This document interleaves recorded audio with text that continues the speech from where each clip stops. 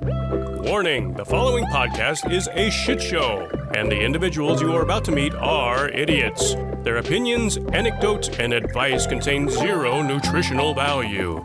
This is the critical human condition and all of its strangeness. This is life, according to an idiot. Well, welcome, everybody. Welcome to our podcast. To our podcast, According to an Idiot. I am your host, Mo. And I am your co-host. Well, first of all, we're both co-hosts. Yeah. Don't want anybody to think that I'm playing second fiddle to anybody. I'm your co-host, Jeremy. Beautiful. Are we doing last names? We were doing last names for a while. Were we? Okay, yeah. That was a push you made. That is a push I made. I'm Mo Christine. And I'm Jeremy Howell. See, that just feels like the news now. Yeah, but then it's the recognition. True. You know. I'm Mo Christine. And I'm Jeremy Latrine. Howell. I'm Mo Latrine. I'm Germ LaBowell. I'm them about. Welcome to the 8 o'clock news. Welcome to the 8 o'clock news. A carjacking has happened right now. We're off to a great start. Yeah. I'm still off my meds. I'm currently off my meds as well. Oh, perfect. So Good. we'll see what happens. And y'all can look into our eyes now. Look at this. While we say that, do we look manic? How dilated are my pupils? Not really, actually. I'm pretty. No, they look good. Pretty needle point. Yeah, they look good. Those look focused. Focused and unhinged. Yeah, there we go. Oh yeah, Perfect. focused and yeah. Scared. Anyways. All right, folks. Let's get to this, huh? So this time, we are going to be talking about. We are going to be talking about the recent government disclosures about UAPs and the drone crisis. Oh my God. Is the drone thing still going on? Did we miss the boat on that? Oh, we're going to talk about it. Okay.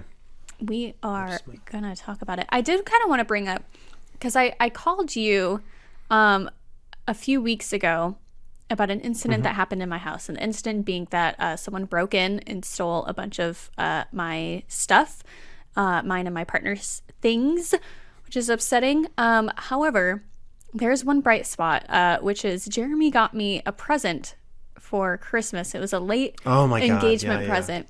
And included was this mask. It was like a Pikachu ski mask. We'll put up a picture. It was the most horrific thing I've ever seen in my life. It looks like it belongs in a horror movie where Pikachu is murdering people. It looks homemade, but it was also mass produced. Yeah, you got it on Temu somehow. I'm guessing. Everything I got you was off Temu. Perfect. Yeah. I think except for I gave you a Ghost Hunters DVD. Yes. That was from my childhood. That's straight from the archives. I was very excited. About that. Did you get my my gold member card? Yes. Good. I was also very excited about that. Yes. But out of the things that were stolen from my house, that mask was one of them. Mm-hmm. And a woman stopped by my house a couple days after my house was broken into with a few of my things. And she mentioned the mask. She's like, hey, did you have a yellow kitty mask? Describe this woman. You need to describe this woman more. Okay. Fair enough. There's a lot of important details about this woman. So your house was broken into. My house was broken into. A bunch of things taken. A woman shows up at my house a couple days later. And she says, was your house broken into? I say, yes, it was. She's like, I have some of your things. I know the people who broke into your house. And I am not okay with the fact that they broke into your house. Here are some things. The things that she has are a couple purses, some notebooks where she scribbled in all of the pages. So all of the pens that she returned to me were empty. She used up all the ink, which were my favorite pens, by the way. Oh. Which is very upsetting. I'm sorry. Some paint supplies that they also used up. She brought me a random purse full of broken up ramen noodles. So that was very sweet. And also a handbag that was ripped and unusable And she asked me, "Are you a visionary?" And I was like, "Yeah, I think that's." She's like, "Okay, good. I'm a visionary and I'm an artist." And so I did some art on this purse, and it's like for protection. Okay, I want you to have this. It's like my favorite purse. And I was like, "Are you sure?" I'm not really comfortable taking this. She's like, "No, I want you to have it." And I was like, "Okay." So I turned the purse around to look at the art, and there's nothing on there. It's blank. So I'm not a detective, but I got a feeling that this is not just a good Samaritan. And I find it suspicious that... Do you think this person may have played a part in the robbery? I don't know, because she was very scared of my dog. Like, she didn't know that he was there. So I don't think so. She said that the guys told, because they're like in an unhoused encampment, right? Like a tent area. And she said that the guys told everybody that someone in their like circle had passed away. And so that's how they got all this stuff. So she didn't know that it was stolen until she found a piece of my mail inside a purse, which was how she found the address.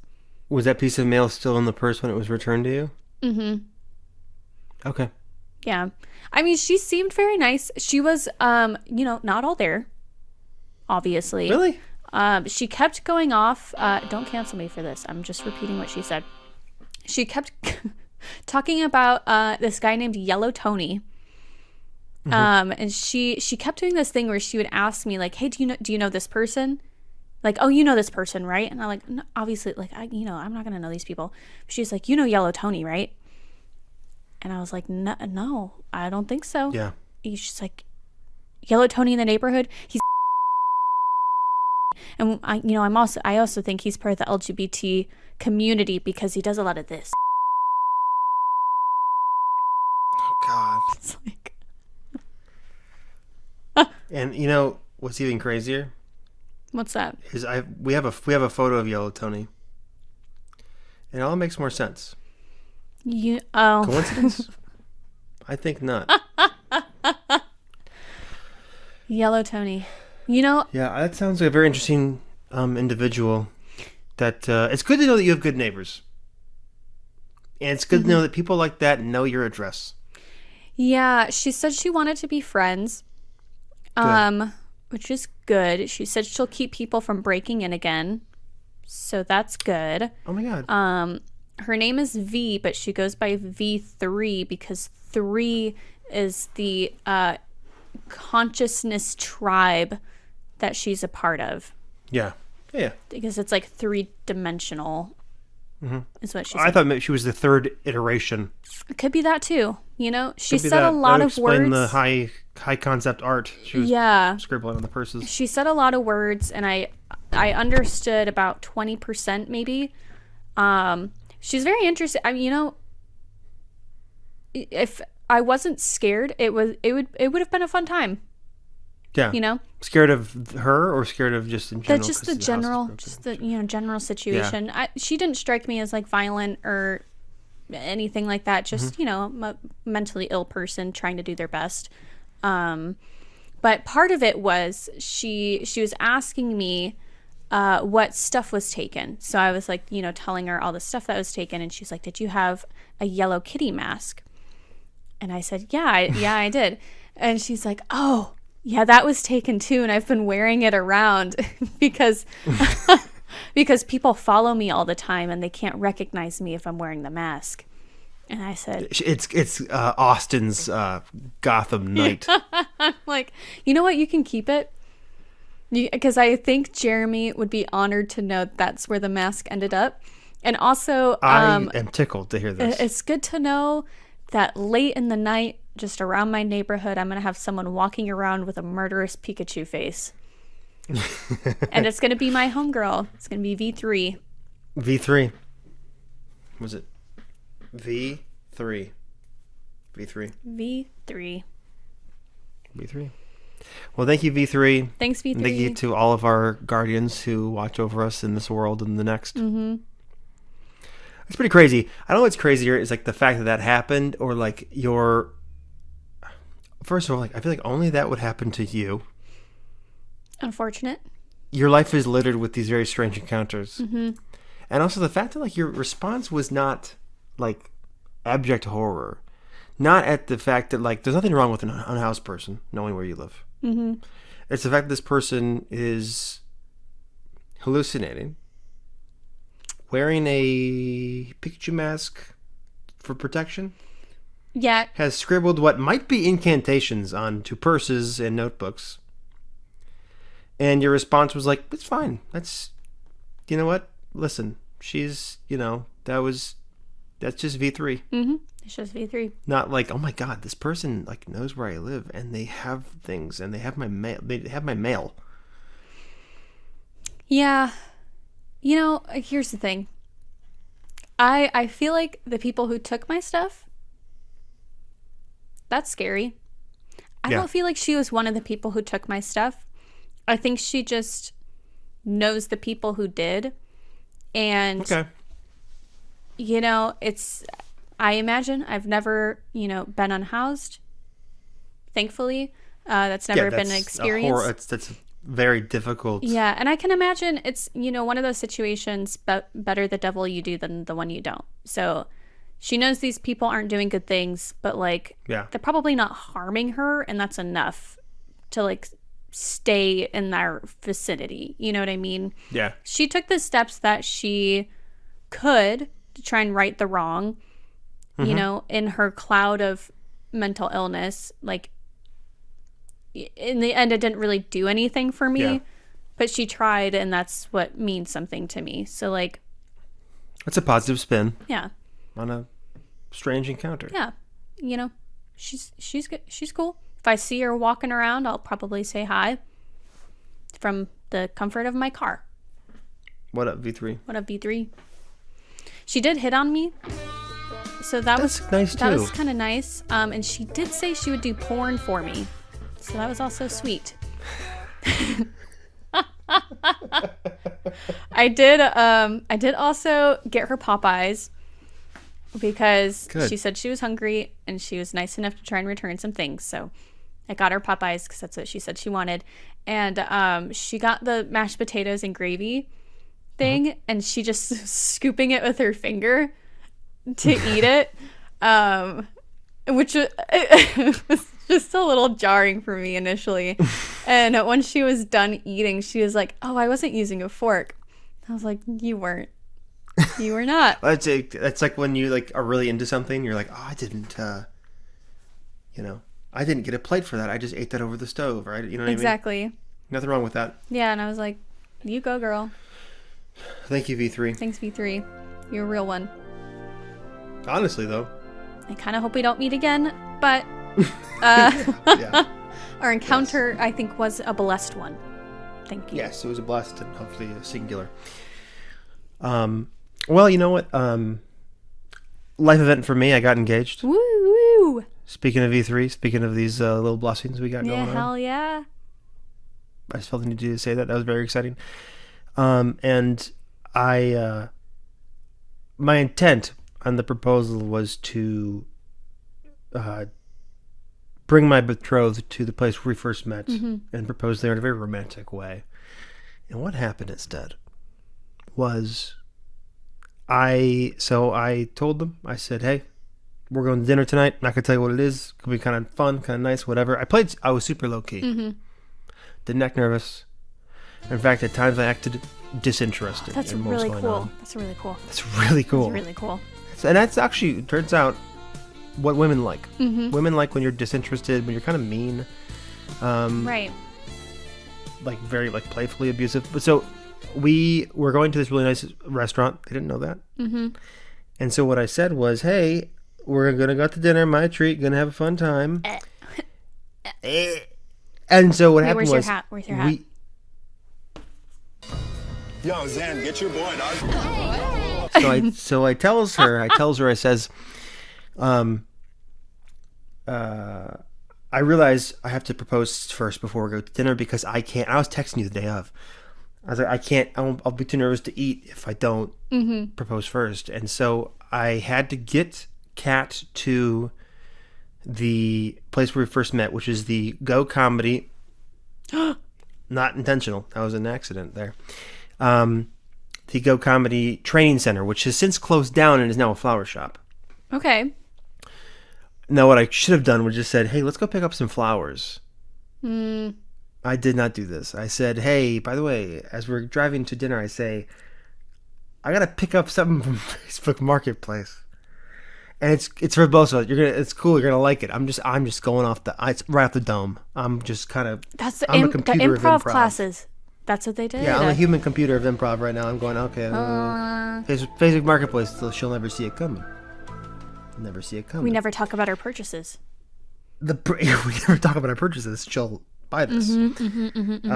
And so I say I think it's somewhere near the Go Comedy Improv Training Center. Weird. That's kind of weird. Weird. And then I said, well, maybe it's in the CVS parking lot across the street. I don't know. Really throwing her off. I'm doing double locations. She's like looking all over, confused. And at the same time, remember, I'm so disinterested at the same time. I couldn't give a shit about what's going on or her feelings. And so we're driving, and I'm saying we got to pick up this thing from the Go Comedy. I mean, not the Go Comedy Training Center. The flower shop, I think, is what it is now. Whoa. Weird. Anyway, so I'm driving erratically, probably. Stop, go. I'm a bad driver. She gets sick. And we end up in this dark parking lot. This flower shop closed. And now I seem like I'm going to murder her because I'm taking her to a closed building. And I said, hey, there's something in here for us. We have to go pick it up. And I said, I'm reaching for, you're like, okay, how do I get her out of the car? Because it's a dark parking lot. And why would you get out of the car for this? And I say, I'm going to need your help carrying this thing, getting in the car. And she's saying, what? She goes, I hope it's not too big, because she already had like a lemonade stand in the back of the car. Right. She's like, I'm wearing a nice dress and heels right now. Yeah, because I told her it was a nice restaurant, because it was. But she's like, there's a lemonade stand for a charity thing she was doing in the back of the car. Is it going to fit? I go, it's going to fit. But I need help to... And then there's a car in the parking lot. I go, I think that's the guy from Facebook Marketplace. The car was definitely empty and dark. And then I start scrambling. I go, yeah, let's just go in. Can you help me? And she goes, I don't want to go in. And I go, and I say, can you please? I'm scared. And she goes, what? What? You're scared? I go, yeah, I don't know. I don't want to go into like a building by myself to see some strange man with this large object that'll fit in your car. And she goes, okay, whatever. And then by that time, she's like, okay, he's going to propose to me because he's been acting really, this is the weirdest thing he's ever done. And also, he never says, I'm not going to tell you where we're going for dinner, because I'm a pretty transparent guy. And so I get her out of the car and I go, fool, there's no Facebook Marketplace purchase. Look where we are. A parking lot. And then blah, blah, blah, blah, blah, kneel down. She was very happy. It was a very good experience, but I So did you was do it really inside upset. or did you do it in the parking lot? In the parking lot. Nice. Well, it was closed, Right. so I couldn't go inside. And also, it was a flower shop, so we wouldn't have recognized it anyways. But so I proposed there. Wasn't my first plan, but it was sufficient. And the execution, well, could have been better. But doggone it, Every woman's made dream. an honest woman out of her. Every woman wants to be proposed to in a parking lot. In a parking lot. Yeah. Yep. After being kind of afraid. So, just for context, this was my suggestion to Jeremy for the viewers. Was to take her out to drinks. Yeah. Come back to your place and like, oh my god, I forgot something. I have to run in really quick. Throw some flowers around. Set up some like candles, whatever. Get her inside, propose. Then go to dinner. Which would have been really lame in comparison. Yeah, that sounds, no offense, Mo. That's kind of a really bad idea. So let's just leave the planning up to me next time. Yeah. The difference in a female's perspective versus a male's perspective. Yeah. Precision surgical scalpel or a fucking fist through a window. Yeah. That's the difference here. Explosive. Some might say dynamic. And correct. You're the correct one. Yours was very you, though. So I think it was It more was. I will say that it impactful was in that me. way. Yeah. Yeah, it was kind of sloppy, confusing, disorienting, Right. and it's kind of sweet. Good natured, right? Good intentions. Good intentions. That's always my thing. Good intentions. Typically, tragic executions. Mm-hmm. But like it So. still leaves you feeling a little warm and fuzzy. Because it's like, you know what? Only Jeremy. Yep. Only Jeremy. It's like the relief of like, okay, that wasn't a bad thing that was happening. It was a good thing. It was a good thing all along. And you're like left feeling a little disoriented. And you're like, okay, I guess Yeah. this was good after all. I guess this is good. Yeah, this is right. Okay, cool. Thank you. That's so sweet. Okay, I'm so glad I'm safe. That's hilarious. I didn't know that you did it. A lot of people don't know I did it that way because it's very embarrassing. But If she was happy, that's what matters. yeah, she was happy. She was happy. She liked the ring and everything. She was very happy. It was a really good evening. Good. And then we went to, oh my God, though, we went to this really good place in Ferndale, Michigan. Ferndale, your old stomping grounds. Wow. Kind of. Gaytown. Gaytown, USA. And we went to this place called Tiger Lily, which is like a Japanese fusion restaurant. Very good. And I, having no longer a shellfish allergy, as I've discovered in an allergist test recently, I didn't have to watch what I was eating. So we were eating a bunch of stuff. Hell yeah. And I definitely still have a sensitivity to something because I experienced the worst bloat of my life. Like physically, my stomach extended like 3 inches and I could barely breathe. Not because my throat was closing, but because I was going like, which is great for this romantic evening I had planned. And she was very concerned for me, and I was like, I'm gonna throw up, but like it was just air. It was nothing in my body my that I God. would want to throw up. So again, there's always a little something whenever I try to be, calculated and romantic. Which some people would say those two words have nothing to do with each other. I feel like disagree. it's almost like when a dog eats too fast, you got to get him like That's 100% those what it little was. like puzzle bowls. I feel like you probably We have one got of those for too Rufus. excited about the fact you can eat shellfish again that you were just shoveling it. And I was so excited that I got the proposal out of the way. Right. You're like, finally, like, I can oh, breathe. boy. And you're just like, Yep. Just eating rolls of sushi and I was in so much pain I couldn't drive home. So yeah, that was really sweet too. That's really good. Jeremy. That's Good job, incredible. Jeremy. But hey, listen. So before we jump into the main topic today, I really quickly wanted to offer up a short segment, Oh my which we God. often do. Interesting little things. I think this will be a return to the segment I call Time Machine. Time machine. Time machine. Time machine. You telling me you built a time machine? All right. So this time machine is about linguistics, kind of. This is kind of a weird thing I've been sitting on for a while, and I guess it's more related to anthropology, which is kind of a science. So maybe this is a science corner. okay. I maybe think this this is will be science like your corner. first science corner. I think it will be my first science corner. It's not super sciencey, but hey, all right. I'm gonna retract the time machine. All right, and now it's science corner. Science corner. Science corner. Science corner. Science corner. Science corner. You telling me you built a Science corner. Language. Ma, what's the first memory you have of language? My first memory? One of the most difficult questions you could be asked. Yeah, my first memory of speaking, I don't know, probably like saying dad. Okay. All right, cool. Anyways, so why are some languages written left to right and others written right to left? Because You ever noticed that? civilizations were disjointed for long periods of time, and so evolutionarily we developed different methods of writing before we talk to each other. That was a rhetorical question. Okay, well, Anyways, you're kind of right. But for example, English and Chinese are written from left to right, while Hebrew and Arabic are right to left, which is kind of strange. So a popular theory suggests that the direction of a written language was influenced by the writing tools available. So hear me out. Cultures that primarily use stone tablets for writing developed a right-to-left system thanks to the hammer and chisel.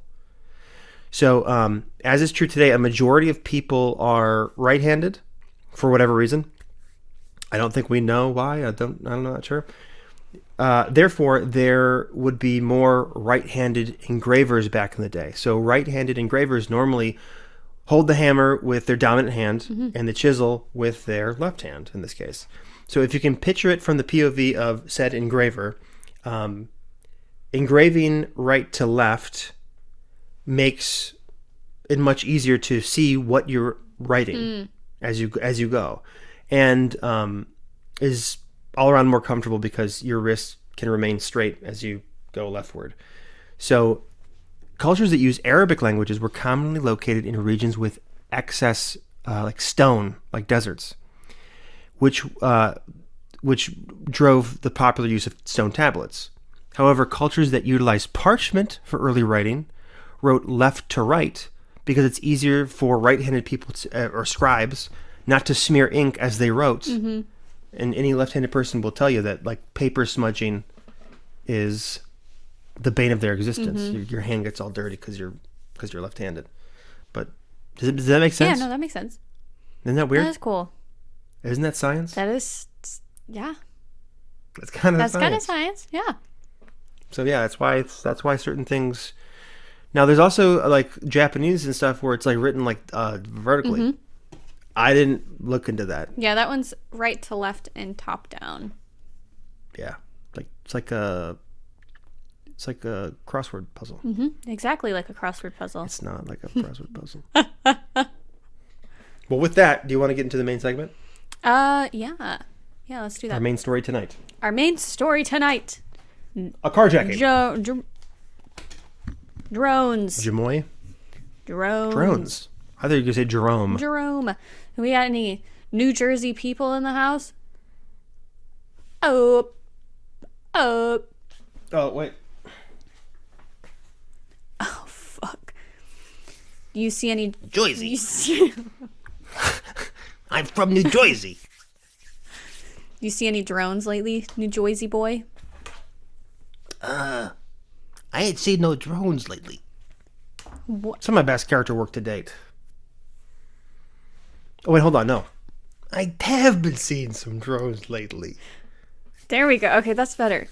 I don't... Okay, because yeah. you started off with the Joyzy, and then you made a quick right turn into like a medieval pilgrim. With a trucker hat on. I didn't see any drones lately. I didn't see any of the Jersey. Anyways, if you've seen any of the headlines lately, drones. What's happening? They were a big occurrence in anywhere between November to January of 2024. I saw it all over TikTok. Everyone was talking about drones. All over TikTok. Yeah, it was all over TikTok, all over the news. There's another one. For almost a month, swarms of drones the size of small cars have been spotted over parts of New Jersey, alarming local residents. I look to my left and I see two big drones.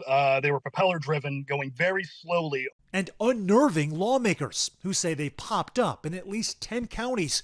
The issue prompting a meeting Wednesday attended by roughly 100 mayors and state representatives. Are you telling me that in America, somebody can start flying drones and we have no clue what's going on? Garden state leaders say they're confounded by the federal government's response and that of their own governor, who's preaching calm. Perhaps even more concerning, military officials say they've documented at least 11 unauthorized drone incursions over nearby Picatinny Arsenal, a weapons development center. And President-elect Trump's Bedminster Golf Club is also in the area. Local police have been launching their own drones into the sky to give chase. So far, the mysterious drones continue to elude them. And it started in primarily New Jersey area, but it did eventually reports spread out throughout the United States. And I'm just going to be kind of going into a little bit of an overview about all of the information that we have You just said over-review. Overview on Like ovary? overview of all the information that we have on the drone sightings. So unsurprisingly, a majority of these sightings were at night because a lot of the drones had lights attached to them, so much easier to see at nighttime. By January, reports had spread throughout the country, with the initial reports starting in November of 2024. Many sightings were reported over sensitive locations like military bases, emergency communication towers, law enforcement facilities, among others. By early December, FBI made requests of recent sightings be reported to them because there was mass hysteria generating around these sightings. By mid-December, the FAA issued temporary flight restrictions forbidding drone flights over New Jersey. They were hoping that they would be able to slow the amount of sightings that happened, and in relation to that, how many people were screaming at them to do something about these drones. Yeah. And sightings did slow by about 50% afterwards. So it didn't stop completely, but it did slow quite a few. The FBI and Department of Homeland Security put out a joint statement that they have no evidence that the reported drone sightings pose a national security or public safety threat, or that they're foreign in origin, or that they were the government's drones at all. So that statement is kind of crazy in and of itself.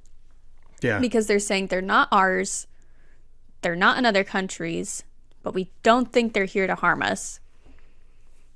Like, that makes no... Right. So... That makes no sense. In their statement, they're attributing some of the drones to be, like, civilians. But a lot of the drones that were seen were not, like, civilian-type drones. Right? Because there's, like, different classifications of drones. And, like, you know, how much a typical person's going to spend on something like that, you know? Like, people in New Jersey aren't fucking bougie like that, where they're gonna spend tens of thousands of dollars on a fucking drone, you know? Right. And for what? And there were thousands, like thousands and thousands and thousands of reportings of drone sightings. And they were fairly large drones too. These weren't like the DJI ones. Yeah, they were fairly large. You know? I have somewhere about like how large they actually were, but I want to say they were like 6 feet. Yeah, like 6x6 kind of general whatever, which is a large drone. That's not what like a consumer class drones would be. Exactly. Civilian drones. Also, nowadays there's a lot more regulation on like who and how and where you can fly a drone as a civilian. It's like it's way different than when they first came out, where I had friends who had drones. We just fly them over wherever you wanted. Exactly. And now it's like you can get them shot down. You can get fired. What? You get fired from life. Put in jail, which is fined really heavily. Another interesting thing, because they're saying that a lot of these drones were seen over like military bases, and it's a huge no. Yeah, which you would think if they were civilian drones, they would just be like shot down or something, or you know they would get fined or something. But there were so many that it started raising concerns. So a lot of it just like wasn't really making a lot of sense, and officials seemed to be a little bit blasé about the whole thing. They were putting out these calls for people to report sightings, but then didn't really do anything with a lot of that information. They would say that they did like internal reports or like investigations, but they didn't really give much information about the findings other than it didn't pose a threat or a public safety concern. So a lot of officials, you know, like representative Congress people, were getting quite pissed off about it, you know, mayors and governors, because their people were concerned, you know, understandably. There were a lot of tensions rising in, you know, November and December, and I'm sure you can probably imagine why. We had just had a pretty crazy election, and people were already, the thing is too, is there were already, not to get political, but there was already, you know, crazy rumors of like, oh my God, the new administrations colluding with Russia, or overseas people are now seeing that we're weak and we can be invaded, whatever. So like it was like a hailstorm of like different rumors and crazy accusations. So like when the drones showed up and the government was like, we don't know, but they're not gonna hurt you. It's like, how do you know that? What the hell is going? Yeah, what the hell is And going like, on? if Is this you like know an invasion? that, how do you know that? Because they're saying they're not foreign, they're not their That means own. you know what they are. So like it seems wild that if it's not military owned, that they could with confidence say that it doesn't pose a threat. Yeah. Because you would think that if it's not military owned, they would want to know where it was coming from and why it was there and get rid of it. You know? Yeah, it's like blunt propaganda or blunt whitewashing. Where it's like we can't. It's so visible to you, we can't lie to you. Right. So we're just gonna say, don't worry about it. Right. And they were trying to kind of sweep it under the rug by saying that it's like typical, standard flights or planes or civilian drones. But if that's the case, why was there such a crazy uptick in sightings? If it's just typical regular Joe Schmo activity, why did people all of a sudden start reporting it, True. So there's a lot of dots that weren't really connecting. The Defense Department said that they're not military and they're not coming from Iran. I guess that was like a big concern for a lot of people, that it was coming from Iran. There was a senator or a congressman, I think out of like one of the Carolinas, I could be wrong, but he had said like, yeah, we have information that these drones are coming from a mothership off the coast of whatever, like over the Atlantic. It's some Iranian mothership, and like immediately like the intelligence community was like, "Wow, we don't know what that. We don't know what the fuck where this you got guy's that talking information. about." Yeah, That's not true. Yeah, please don't tweet that. They put out a statement that it was not coming from a mothership off of by Iran. I was like, interesting. The Secret Service confirmed that they do not have any unmanned aerial systems operating in or around New Jersey. So the drones seen were not by the Secret Service. Lawmakers and officials started getting frustrated with the lack of answers, and they were saying things like, quote, "We have no idea where these drones come from and who owns them." And that came from a senator from Connecticut. Yeah. Officials eventually dismissed the sightings as misidentified planes, and an assemblywoman from New Jersey disagreed with the reports that the drones were all known aircraft, saying the drones operate in a coordinated manner, they evade typical means of detection, and do not appear to be flown by hobbyists. So that's coming from the reports of people saying that the drones apparently moved in like a very dynamic way that you wouldn't seen from, like passenger planes or typical plane craft or aircraft that we have. Yeah. A lot of the drones were seen in like groupings, or they were acting and it seemed like an intelligent manner.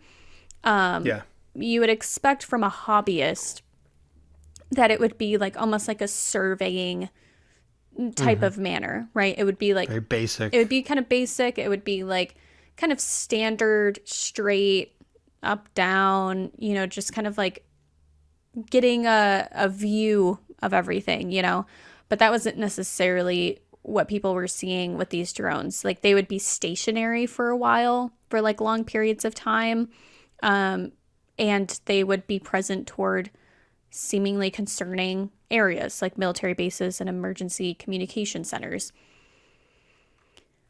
So the drones, what they looked like, one account from October from Mountain Center, California, described the situation as, suddenly all natural outdoor related noises went silent and the entire area lit up brighter than the brightest full moon I'd ever seen, end quote.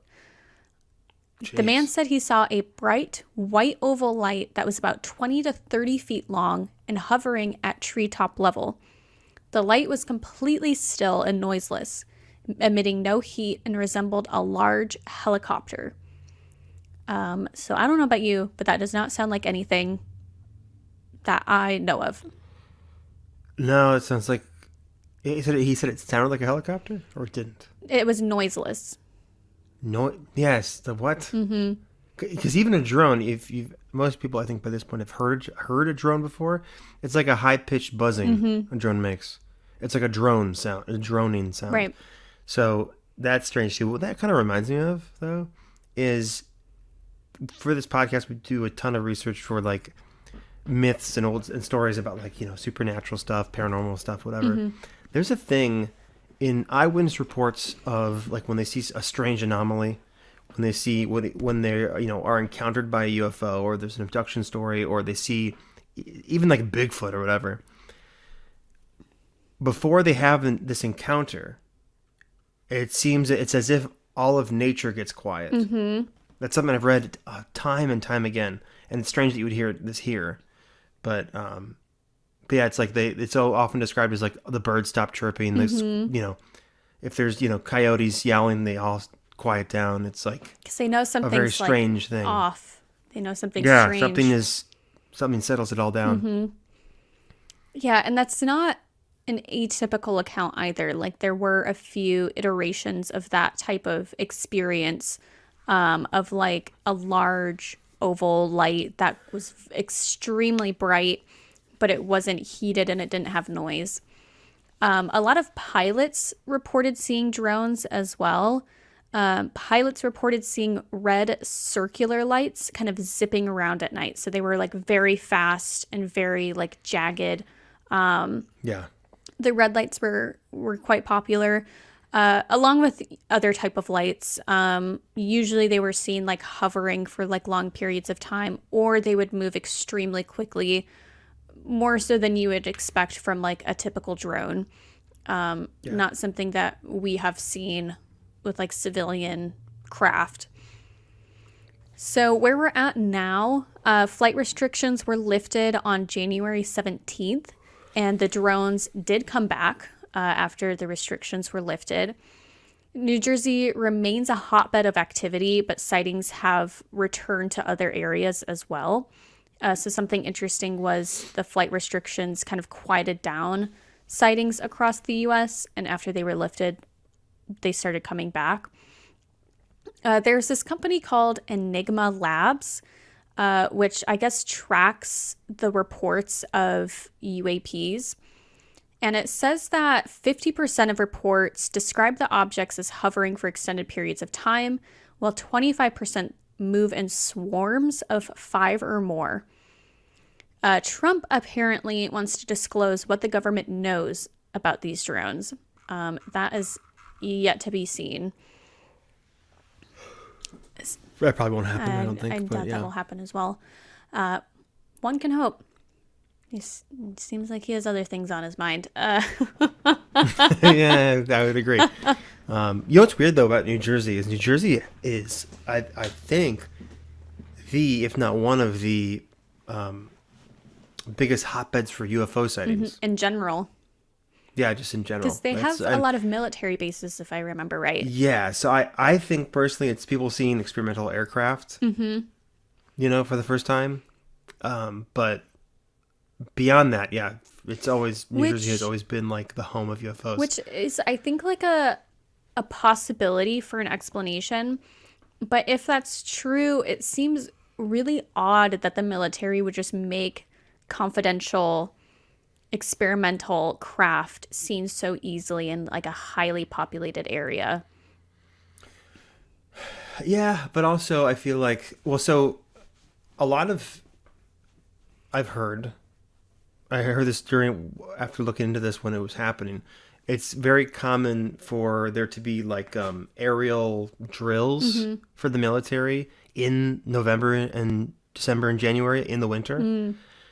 Maybe that's I don't know why that is, but I guess that's pretty common. They do that more often in the winter months. And also with there being military, hoopla sites around, that kind of makes sense. I think it's just one of those things. If I had to guess, it was some sort of drill or practice or whatever, and they just couldn't directly have permission to say it's us. They had to say, well, don't worry about it. Yeah. But why were they doing that? That's weird. I don't know. Why were they surveilling? Or because the rumors at the time were like, okay, they're developing like some, 24/7 police state surveillance things. Right. Or like getting us used to this kind of thing. Because in my mind, that probably will happen someday. We probably will have, the skies will be a buzz with drones for security reasons. It makes sense. It's not good. I don't think it's, correct. But with the way things are heading in terms of like, national security, I can see them being like, yeah, we just have drones now in the sky a lot. What a sci-fi apocalypse like idea. Yeah, we're heading there, I think. I hate to say it, but I don't know. Yeah, but it's we could be, or like, maybe the next generation could be like one of the last generations that had like clear skies. That had like, oh yeah, we saw planes sometimes. That's wild. That's weird to think about. But right? You don't think about the sky being used as like, territory necessarily, but like, I mean, Elon Musk was talking about using the sky to put ads in the sky with his like satellites and stuff or whatever. It's like, if they'll do it if they can. It's terrible. We're so used to on our phones, just like everything you do, there's an ad. And there's some like my dad has like a Samsung, and he had this new update where like the home screen has different ads on it now. What? He showed me. That's what it was doing. I don't know if that was a fluke or whatever insane. It was, but that seems like not like there's just, I don't know. It's a dark place in the universe, and we need aliens to come save us. We do need aliens. By the way, oh my God. So I just happened to do some stuff on aliens. Oh, you are? I thought. No, See, you gave me such a clear little like whistle. No. I know. Usually, yeah, that is a whistle, but no, I'm not done yet. Please continue. You got more info? You got more disclosure for us? So these reports of the drones reminded me of some other reports I had read a while ago, which is from a whistleblower on 4chan. Allegedly. But typically a whistleblower, you give your name. Like the whole point of being a whistleblower is like you reveal your identity and put your name on the line. So all of this, a soft whistleblow, but a very infamous, I think, account of UFOs, UAPs, whatever terminology you want to use, came from this anonymous user on 4chan, who apparently was diagnosed with cancer, didn't really care about being caught, found out, whatever. Just wanted to get this information across. And a lot of what he said lines up with other accounts that we've heard of, and has later kind of proven to be, I don't want to say accurate because I don't feel like that's the right word, but the more time that passes, it lines up with other accounts, if that makes sense. Prescient. So a similar situation I can think of is Bob Lazar, right? He was a whistleblower. Yeah. A lot of the things he said were very outlandish, but as time goes on, a lot of people... He's justified. He's gained a lot of credibility for a lot of the things that he said. So this originally was posted in April of 2023, so not a ton of time has passed quite yet. But this anonymous poster claimed to have intimate knowledge of what the U.S. knows about UFOs and answer questions on a very legitimate website called 4chan. The main claims were that UFOs are primarily unmanned drones. UFOs are built to spec each time they are deployed. So they're not produced in mass. They're produced for specific purposes. UFOs are built in a mobile construction facility that hides in the ocean. The construction facility destroys anything that comes close to it. And the U.S. believes this facility has been active on Earth for at least 100 years or much longer. So those are the main takeaways. But I'm going to go through a lot, more of the interesting questions and answers that were included. We're seeing more and more like UAPs from the water. Yes. That's been a huge thing these last few years, is like lights in the water, unidentified objects coming in and out of the water. And that's one of... Which is like, that's crazy. That's a plot twist. Exactly, which is one of the things, because this kind of predated a lot of that. Yeah, that's very recent. It's very recent. So yeah, the fact that this kind of talked about it first before anybody really was discussing that is interesting. So first question that someone asked, has any form of intelligible communication been established? User answers, yes. It also depends on your viewpoint. They mostly want very little to do with us until we start to talk about war and nuclear options. It's one of the reasons why you see them so often at critical events. Which is interesting because I can't think of a critical event more pick a war. Yeah. Right. A lot of stuff happening. Which kind of makes sense because going back in time, I guess a lot of sightings were also seen like around World War II. Yes, a ton. Mm-hmm. To be fair, counterpoint though, and I don't disagree with that. I just want to offer a counterpoint. These being seen during times of war is also a time when we are testing out new aircraft. Yes. That people have never seen before. Definitely. And more people are being exposed to aircraft they wouldn't normally see. People in World War II, the European countryside, where you wouldn't have seen a plane. You know what I mean? You see this new thing, like, what the hell is that? Mm-hmm. You know, the first person to see a blimp, the blimps look terrifying. Like leviathans in the sky. But yeah, I mean, there's always stories in UFO, in like the UFO canon, that aliens don't want us to destroy the planet. Yes. That's been like forever. It's been a thing. Yes. And that's definitely a point that this user hammers home. Someone asks, any potential they are made by a higher branch of the U.S. government? User answers, absolutely not. Someone asks, what allows them to fly so fast? What technology? And they answer, gravity, manipulation, and the materials they are constructed from, which is similar to Bob Lazar. Bob Lazar claimed that it was anti-gravity engines. Do the UAPs return back to the manufacturing unit? And they answer, yes. Some come in and leave the planet, but very rarely. Usually the same number that comes in goes out unless special circumstances arise. It feels more like a carrier, but with construction capability. He mentions later that he only studied one facility in the Bermuda Triangle. What are the purposes of the UAPs? Is it surveillance of humans? The U.S. believes they are not here to harm us. They only seem interested in us once they realize we are destroying things around us, including each other. One of the officials in charge said something that stuck with me. Quote, they act like keepers of a zoo, uninterested in the daily life of wildlife until there's a problem. Unquote. Yeah. Which is unnerving. It's like comforting in a way that they don't want to interfere, and they're kind of like protectors, I guess. Yeah. But it's also like, why don't y'all want to hang? Well, the zoo theory is a really popular. Like, there's I'll just say this really briefly. There's a guy named, I think it's Lou Elizondo. Let me just make that give. He's former military, I believe. He's in a lot of the recent UAP committee stuff. Mm-hmm. He has always been like a spokesperson for like UAP research. Lou Elizondo, right? Yeah, Lou Elizondo.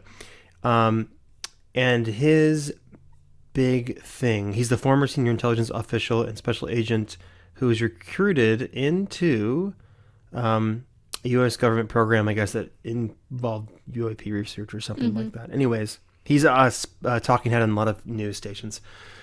His main theory is the zoo theory. He thinks he apparently has information that he can't talk about. Mm-hmm. And he's never said it outright, but the things that he implies, he seems to think that it's a zoo. We're in a zoo. Yeah. Which... that's disturbing to I me. think makes sense. And like, honestly... For sure. It does. Out of all outcomes, that's kind of the best one. Yeah, we're kind of protected in a sense. Know? Another user asks if we're friends with the aliens. And they respond with, zookeepers aren't friends with the animals. Yeah. What units have been lost approaching this facility? They answer, everything you can think of, really. At one point, nuclear missiles were being toyed with again, and we deployed fighters in a sub with serious intent. Everything except the sub was lost.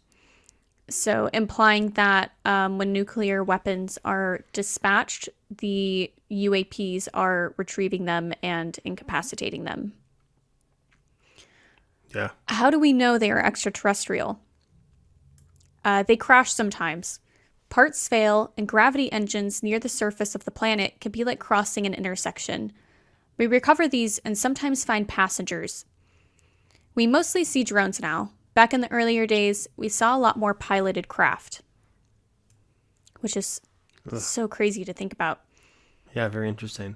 Do the contents and equipment mimic the intended purpose?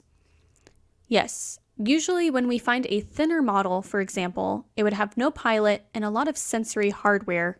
My favorite is finding one that is fitted for research. If we are lucky, we find things we have never seen before.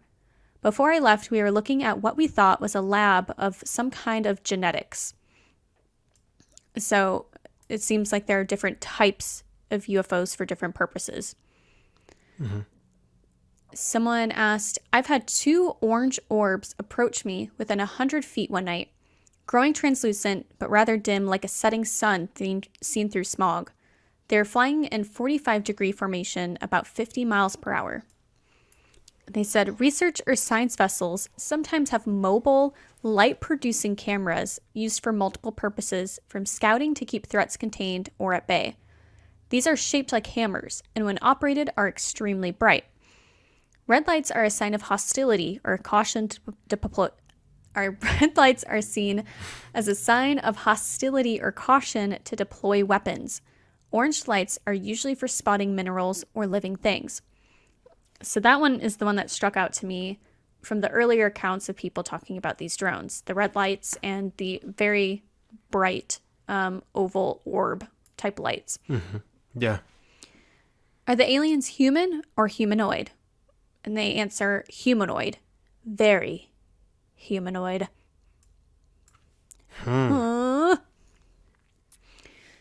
Just a few more here. Do you think there are fewer piloted crafts because the population of the facility, if any, is declining? No.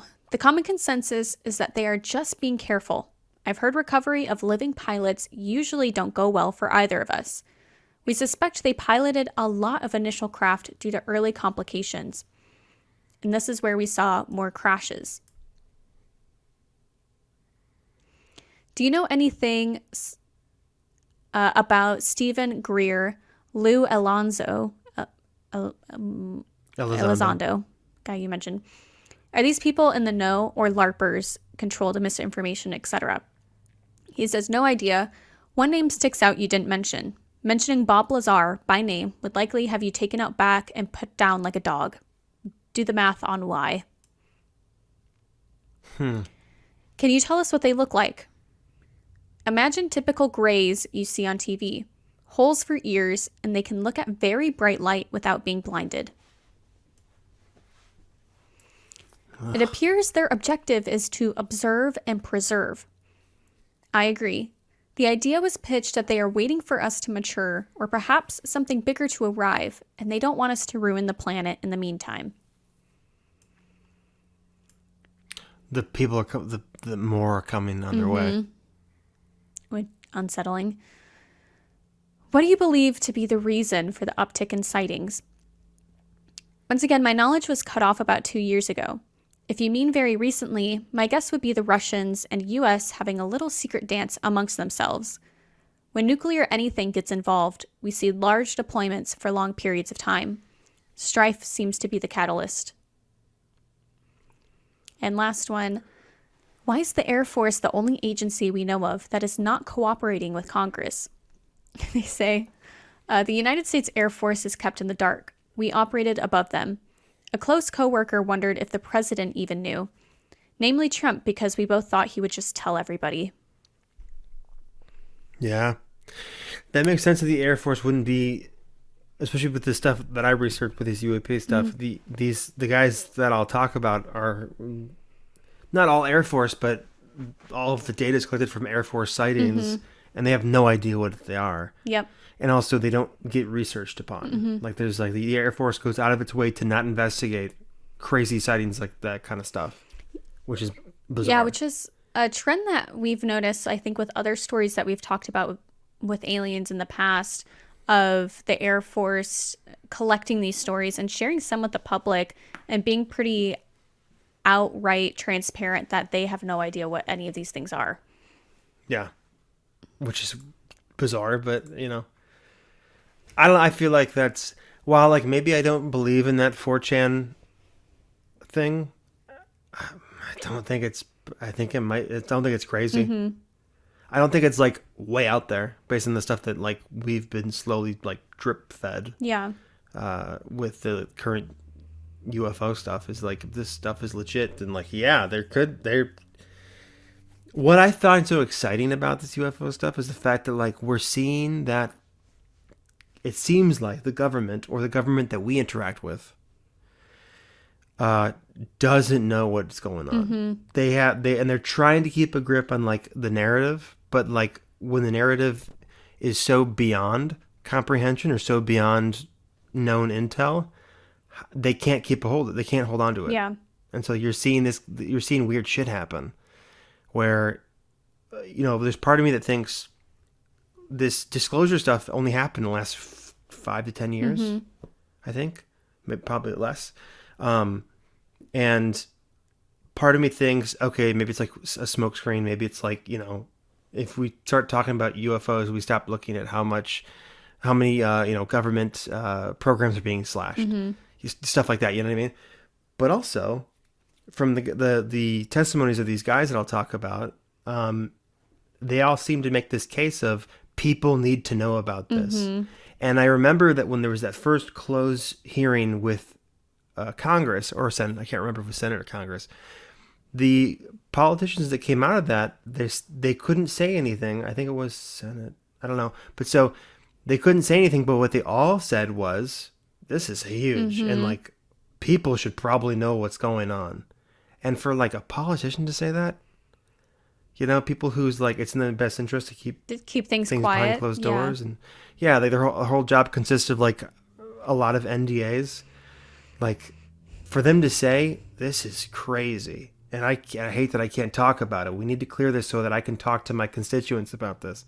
That's amazing to me. That's so intriguing to me. So, if you liked this episode talking about drones, be sure to check out the part 2, where Jeremy is going to debrief the congressional hearings about UAPs.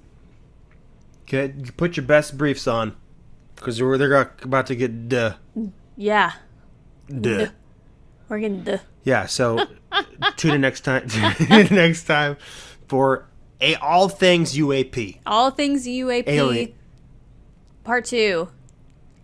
Yeah, all things UAP part 2, because technically the drones are also UAP. Yes. But this is our little thing. Look, we're doing current events now. Isn't that kind of cute? That's kind of fun, right? It's kind of fun, right?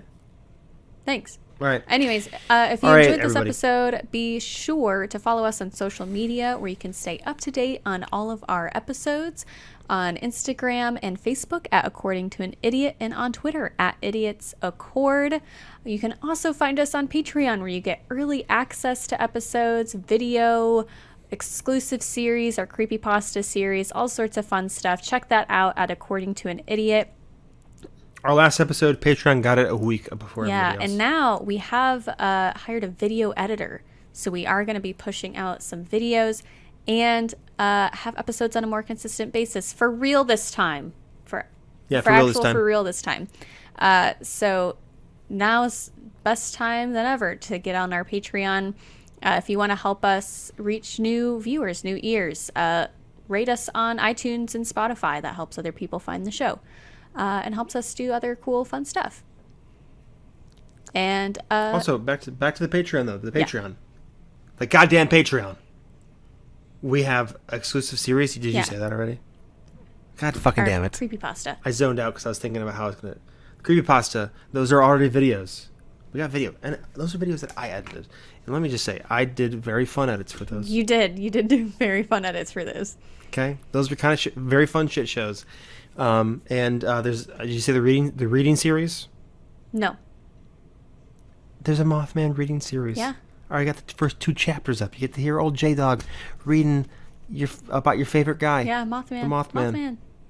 From the Mothman Prophecies by John Keel. So, there's more to come. Very low budget audiobook.